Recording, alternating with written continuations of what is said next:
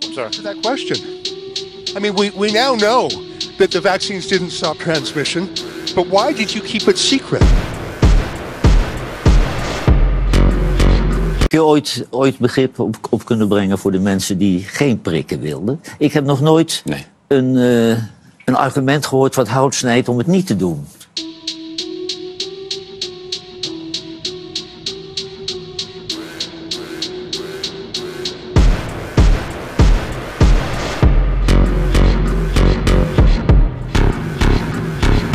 Nee, ik vind dat heel moeilijk. Kijk, we hebben in Nederland een hele kleine, maar toch uitvergrote minderheid die zich niet laat prikken. En ik heb dat niet begrepen. Ik snap überhaupt niet dat je onder het mom van de vrijheid zegt, maar ik weiger die prik, want de... Dan hoor je, ja, mijn arm valt eraf. Jammer. Gevaccineerden die zei tegen me, gelijk hebben is nog niet gelijk krijgen. Zeg dat maar tegen je hartklep. Er is zoveel oversterft, zelfs ambulancewagens hebben een taximeter. Er zijn crematoriums met groepskorting. Vrijheid. Ja, het is juist die prik die ons helpt die vrijheid weer te herwinnen op het virus. Ja. Het is niet de overheid die je vrijheid beperkt. Het is het virus dat je de vrijheid... Mr. Bourla, can I ask you, when did you know that the vaccines didn't stop transmission? How long did you know that without saying it publicly? Thank you very much. I'm sorry. To that question. I mean, we now know that the vaccines didn't stop transmission, but why did you keep it secret? You said it was 100% effective, then 90%, then 80%, then 70%. But we now know that the vaccines do not stop transmission. Why did you keep that secret? Have a nice day. I won't have a nice day until I know the answer.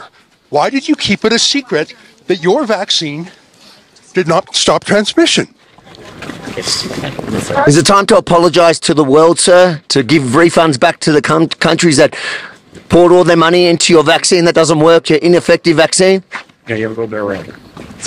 Are you not ashamed of what you've done in the last couple of years? Do you have any apologies to the public, sir? Are you proud of it? You've made millions on the backs of people's entire livelihoods. How does that feel to walk the streets as a millionaire on the backs of the regular person at home in Australia, in England, in Canada? What do you think about on your yacht, sir? What do you think about on your private jet? Are you worried about product liability? Are you worried about myocarditis? What about the sudden deaths?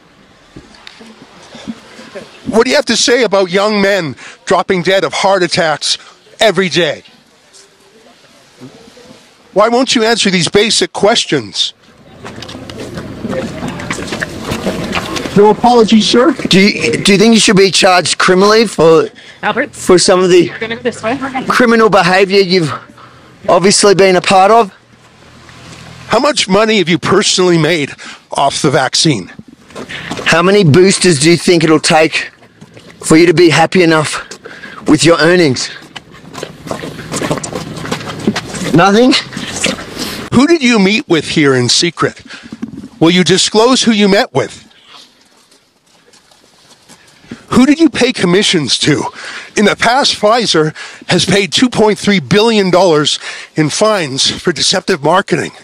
Have you engaged in that same conduct again? Are you under investigation like you were before for your deceptive marketing, sir? If any other product in the world doesn't work as promised, you get a refund. Should you not refund to countries that laid out billions for your ineffective vaccine? Are you used to only sympathetic media, so you don't know how to answer any questions? Is that it? Shame on you, sir. Shame on you. That's Albert Bourla, the boss of Pfizer. His people were pushing us around a little bit. Mate, he's pretty fit. I don't reckon he's had one jab. I'm huffing and puffing a bit. At least I didn't have any myocarditis. I dare say he's shocked that in his safe space at the WEF here in Davos that he was challenged in a way that he's never to date been challenged. Well, that's the thing. We're not accredited media here. We're on the outside of the perimeter. So he's only used to the softballs from CNN and MSNBC and people like that. I asked him a real question about product liability. No answer. A real question about Pfizer's past deceptive practices. You know, they paid the largest fine in American history to the Justice Department for deceptive marketing.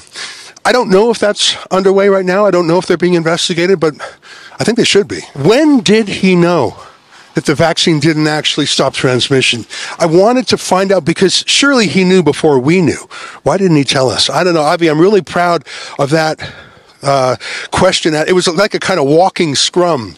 A joint effort there, because I know it's very hard when you're working in the moment to actually remember all the activities that these people are criminals in my book. You know, the stuff that they've engaged in the last 2 years, they need to be held accountable for. And in the moment that you don't usually get this much time, he had a bit of a walk, and to actually work together and be able to work around those trying to protect him, it was exactly what I feel we're here for. That big gorilla guy was sort of pushing me around a bit, but you know, I've got a low center of gravity myself. I'm worried about one thing though, Avi. Pfizer is connected to big media in an enormous way. I'm worried that they're going to try and block this video. I'm worried they're going to try and cancel it on YouTube, on Twitter, on Instagram, on Facebook, places like that. So I want to look straight at the camera and say, folks, if you cannot find this video out there, go to WEFreports.com. That's a special website we've set up for the World Economic Forum, WEFreports.com. And if you feel moved by our coverage, please consider chipping in, because we're 100% crowdfunded. Obviously, we get no ad money. We've been completely demonetized.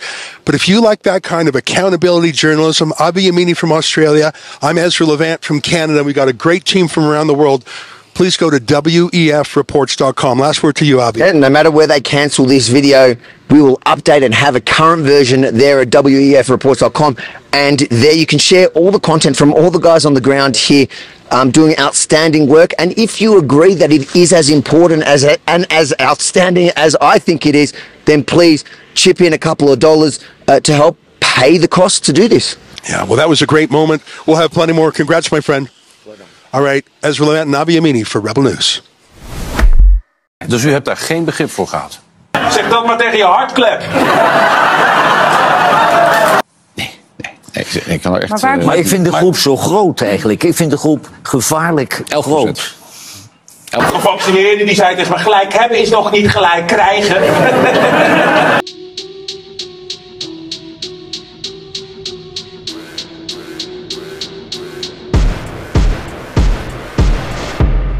Zeg dat maar tegen je hartklep.